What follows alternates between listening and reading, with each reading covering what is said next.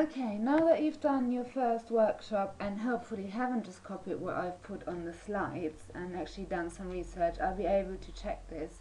I just like to give you a definition of a resort. Obviously, if you've been to a resort, you know it's developed for the brief stay of tourists. So it's where you go on holiday for a week or two. It provides multiple facilities, so different accommodation types like hotels, rooms, boarding houses, stuff like that. Things for recreation, different activities, depending on the obviously depending on the what sort of resort it is. Entertainment, and then caters for other needs as well. It's a concentration of facilities, which means that they're all in one place, and this is how the identity and character comes about. So so it means that it's a specific place for people to go to and enjoy this place in their own right.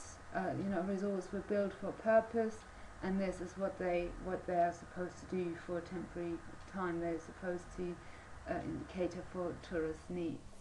They serve as a gateway to other resources in the area. So if you stay in a holiday resort, you can go to the beach, you can go skiing, you can do other activities in the area, you can go outside the resort, obviously go shopping, whatever you want to do, whatever you're interested in, but it is sort of your base where you're staying. And then obviously you have to enable the best use of infrastructure and the land obviously that's there, and other operational services that you will need, and that would include your local staffing, maybe building the resort in a way that it fits in with the character of the area and stuff like that.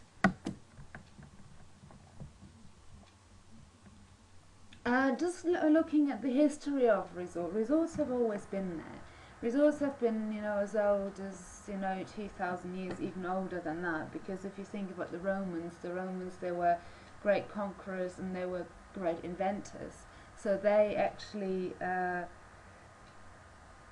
they actually are known to have gone to resorts as well. So if you look at Capri, which is just an island just off Naples. This is an old Roman resort and it's been there since Roman times. Another one, which is, if you want to, you can look this up as well, is Montney in Arkansas, which was very active in the early 20th century, and at its peak it had more than 10,000 visitors a year. It was disenfranchised in the 1930s and then flooded in the 60s, and they actually did not rebuild it. So now the only thing you can see are the ruins of the resort. So as I say, if you're interested, just have a look around and look at the history of resorts, and have a look at the resort in Arkansas as well. Then if you just look at some traditional resort types, and you might remember this from our introduction to tourism lesson. You've got spas. There are lots of them in Belgium and Germany. You've got them over here as well. So if you look at Baden-Baden, Vichy or Bath, again Bath and certainly Baden-Baden or Wiesbaden, they are Roman spas as well. And they were obviously used for health and entertainment. And as I say, if you think back to the introduction to tourism lesson from last year, it was something where the royalty used to go to before it was affordable for everyone else. The next one you have are the climatic resorts, which are very often, which actually are in the mountains, so Saint-Vallier-les-Uns in the Alps, and again they were originally used for the treatment of tuberculosis or other illnesses, because the mountain air is like the sea air, is supposed to be really good for you. And again, if you don't have it as much here, but again in Germany, a lot of people, when they're ill, they go to those climatic resorts to get better for sometimes up to 8 weeks or even longer. You have your alpine resorts, which, if you are a keen skier, you obviously know. You look at, I mean, one of the most important, most known ones is Chamonix, or you've got Zermatt. You know, again, you look at the Alps, you look at anywhere where mountains are. If you look at Canada, you look at Whistler, places like that. Then you've got the seaside. Again, look at your introduction to tourism lesson from last year, where we talked about the seaside resorts and how they developed and how they were popular and how they then declined. Brighton in the UK is very popular. There are other places like Blackpool. You know, as I said, they've gone through a phase of decline, but they've now started to regenerate those resorts again as well. And then just one last word for the ski resorts. There was a reason why they were created, and it's, you know, if you look back at the Olympic Games in Chamonix, this is one of the first ski resorts that were created or were kept after the Olympic Games. And then obviously you've got specialized resorts. So if you do look at ski resorts, they are obviously specialized as well, but they fall under the category of traditional resorts as well. But if you look at other ones like marine, if you look at Egypt, a lot of the resorts are diving resorts. If you look at Australia, Great Barrier Reef, you know, you've got surfing, you've got diving, things like that. You've got resorts for fishing, retreat, relaxation. As I said, you know, the resorts nowadays, they have to cater for different needs, and this has to be considered when they are being developed. A lot of them, you know, if you think about a country like the States or Canada, you know, a lot of the resorts are specialized resorts are actually have outstanding environmental features, you know, natural attractions and places like that. And of course you've got your archaeological and historic sites that could be, you know, seen as specialized resorts as well. Obviously these kind of resorts attract a certain kind of tourist as well, so this is not something for everyone and where everyone would go to.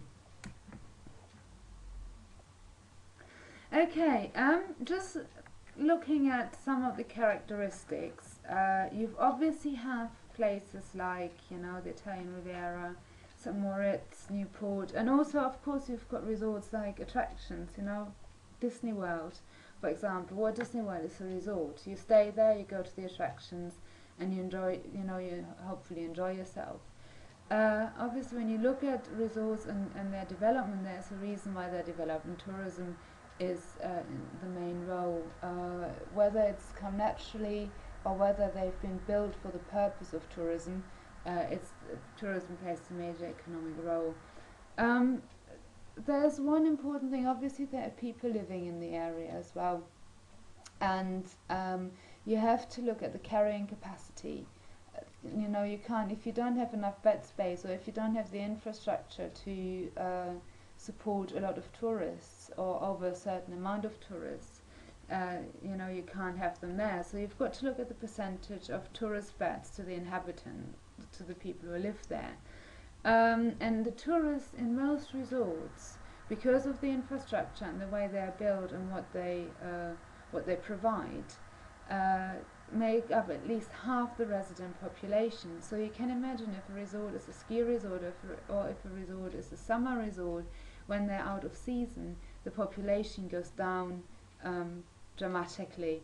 And also when you look at the location, you know, some resorts might not be as easily accessible, and you know, but a lot of the resorts were obviously built so that people can get there, because otherwise how can there be a relation between resort development and the economic importance of resorts towards the local economy.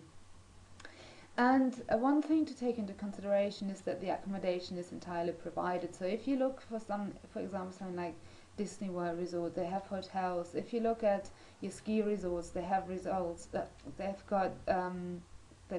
provide accommodation, they've got beds, they've got hotels, they've got hostels, There you can rent rooms, you can go into boarding houses. So there are different areas and where you can stay, which obviously has to do with your budget. And again, they're luxury resorts, and they're resorts that people, all of us can use.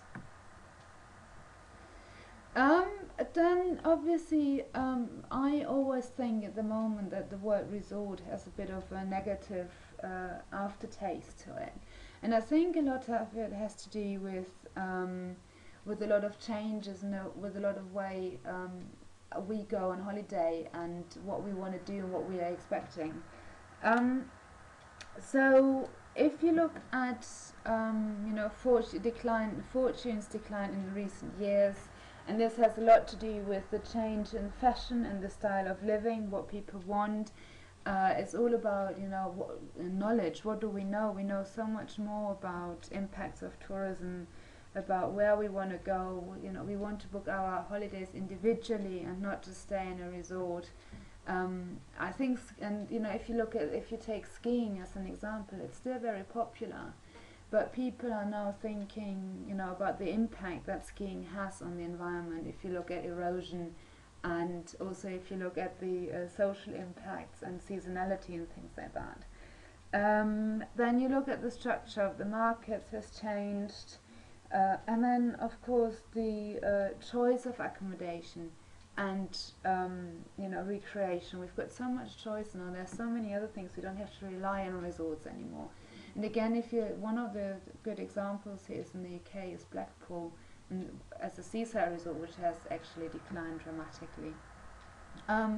We all know that with the low-cost airline and the development of the air infrastructure, other places are much easier accessible, and again, the individuality plays a role here as well.